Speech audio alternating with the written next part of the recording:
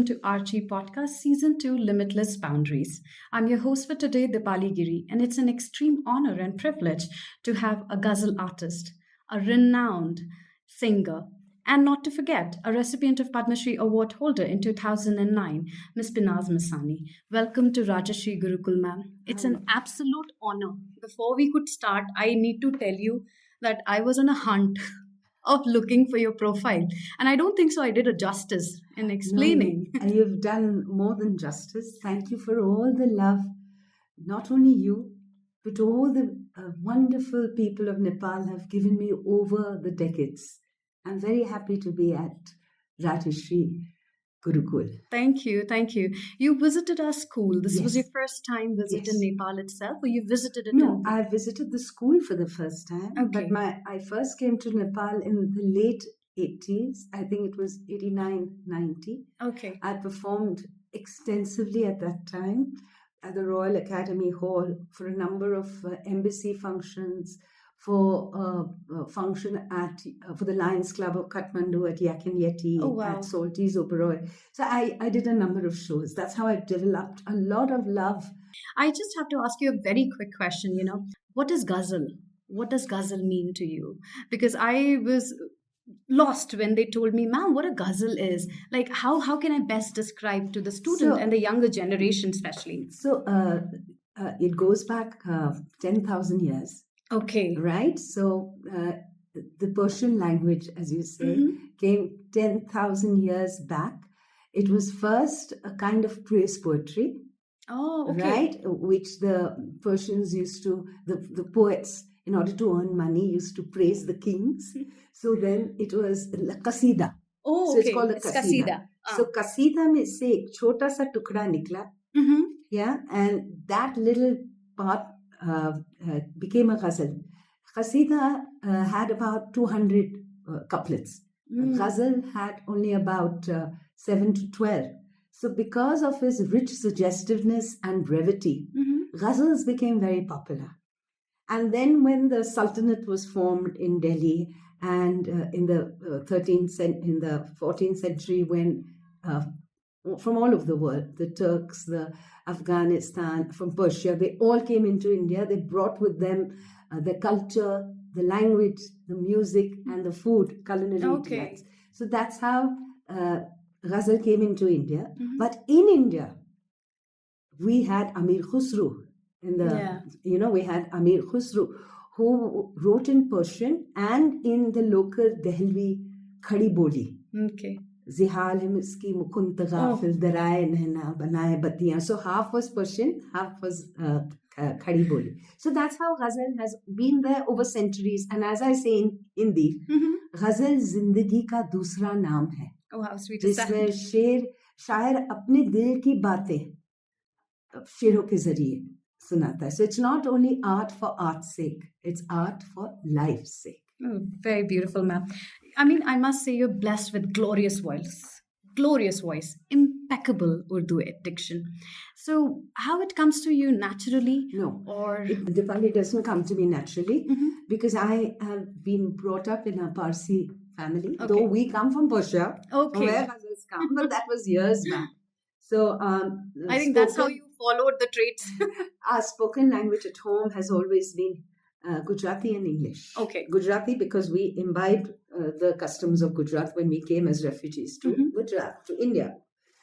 And but I had a very good mahal.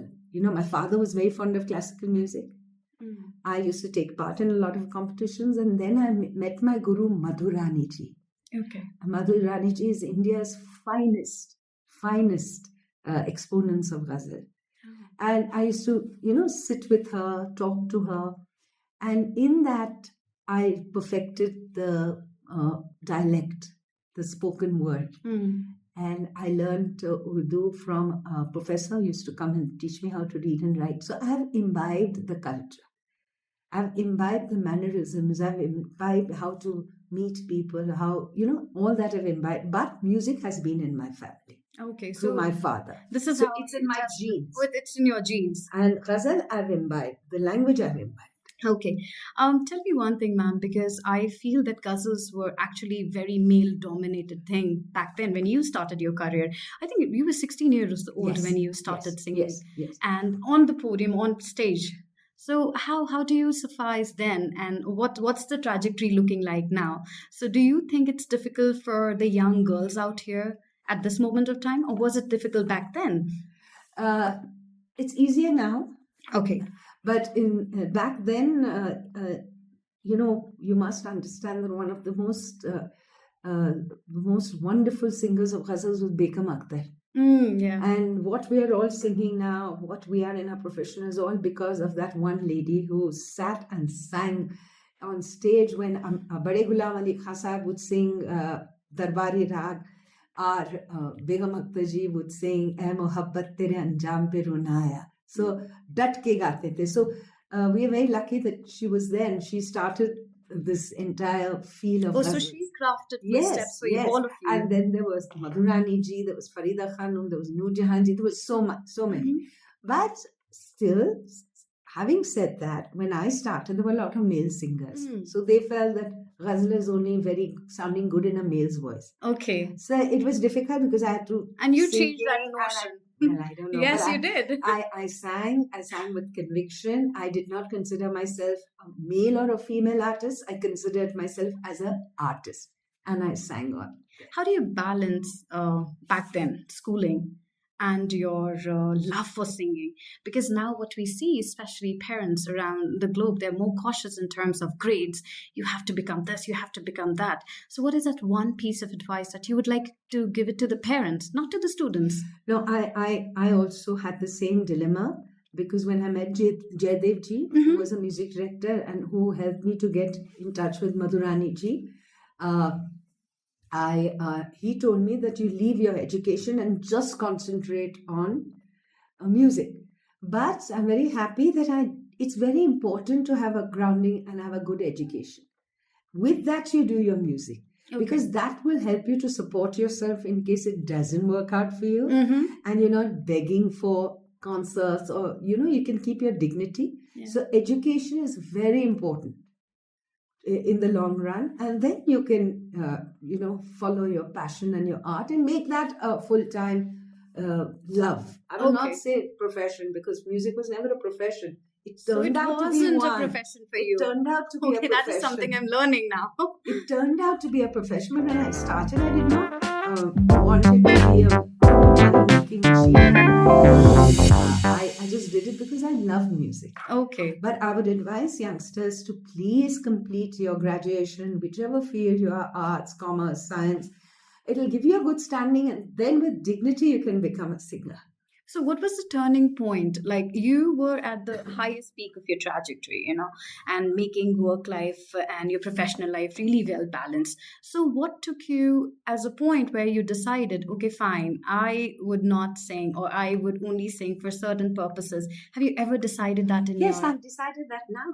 Okay. I've sung for 42 years of my life, Mhm. and I've done a lot of shows for the army and for the female feticide, against female Okay. feticide, and for the girl child. We Oh, sang that's a noble cause. of song called Beti. And now I want to give my, besides just singing on stage as a singer, I am into a lot of talks in schools and colleges. I want to do a lot of other work, which I do. Okay. So you have to sit back and say, now what should I do? Okay, so you were at that point where you could say that, okay, fine, let's decide. Okay, you met our students. Okay, you've went around the school campus. How do you like Rajarshi Gurukul? It's very beautiful. It's well spread out from first to 10th grade. Very good students, and I saw even the lunch section, the food section, the classes so well turned out. The teachers. I think it's a great school, and the students are so wonderful and smart and active, and they are well mannered. They answer so well. They ask such intelligent questions that I am very happy to have come to Rajarshi Gurukul. There was a little batch of students in the auditorium. They were all musicians, like they were belonging to the music club of our school. It was great, and I Okay. sang, and it was lovely. And one of my you. favorite songs, which I used to sing when I came here, Raturani Phule Jai Sanjama. It was lovely. Apart from music, if in school, if you would have been in school, what is that one thing you would have picked up and changed for the students? In my school. No, in school in general. Like imagine you were given an opportunity to be in any of the school and change one thing about the schools that should be changed now as well. So what it could be? I would give more importance to practical knowledge of outdoor, like the Gurukul, where the teacher is to be face to face and teach different subjects rather than only bookworm. Okay. Like, we have this system of route. What is it called? We just learn for the exams. Rote memorization. Yes. All my life we've been. You mug, and then you spill it all out in the exam and you forget the next day. We don't do that. That's Rajarshi wonderful. Gurukul. It's the practical knowledge. It's going out and seeing things and then learning from the outside world. It's going to a library, picking up a book and getting your answers rather than just concentrating on the computer and the Google and finding all the answers there, which is also very good. But outdoor activities are very important, which I find here. There's so many genres in music, Pop has taken over for a certain time period. Then we have remixes coming in, and these students are all into heavy metals and every sort of different genres.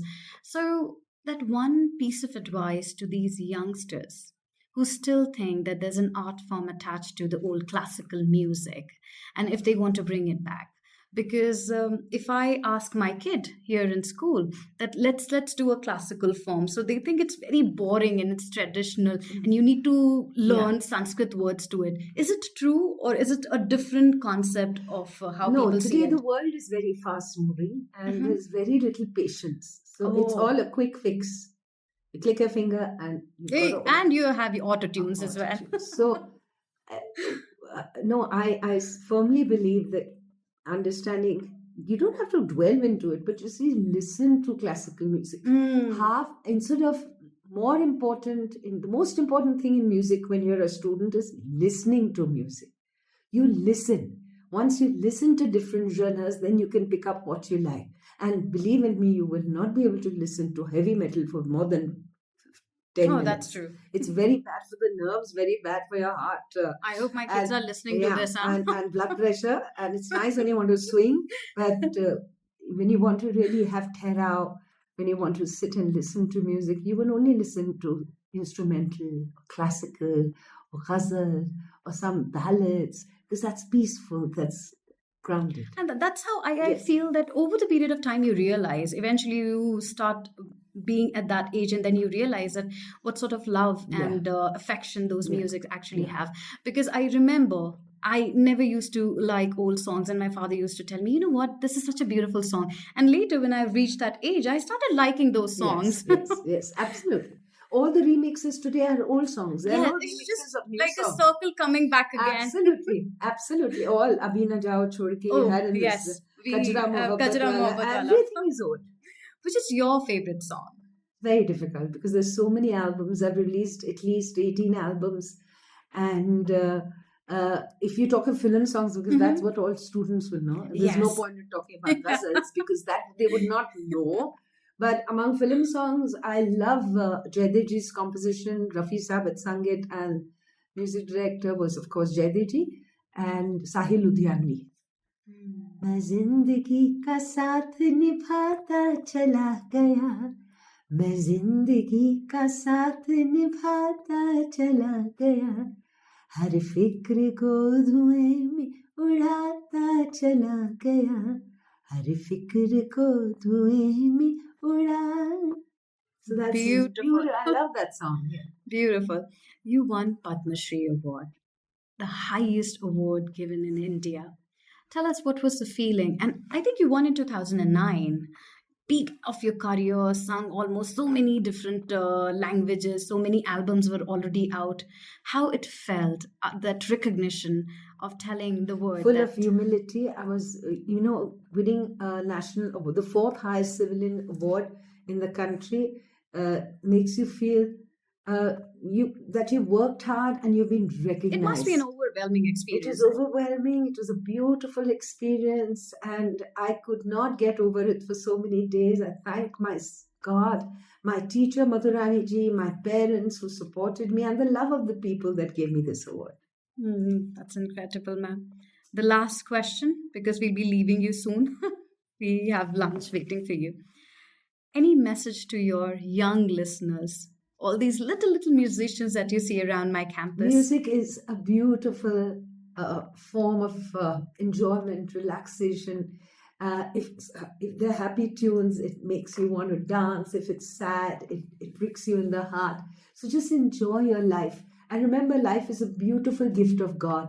So treasure it and let music help you over all difficulties. Enjoy yourself, have a wonderful life, and flow with the music. Thank you so much, ma'am. Thank I you. think it's a wonderful session sitting with such a renowned artist, and it's an achievement and a privilege for me Thank to you. share the podium with you. Thank you. Lovely. Thank you, ma'am. Thank you.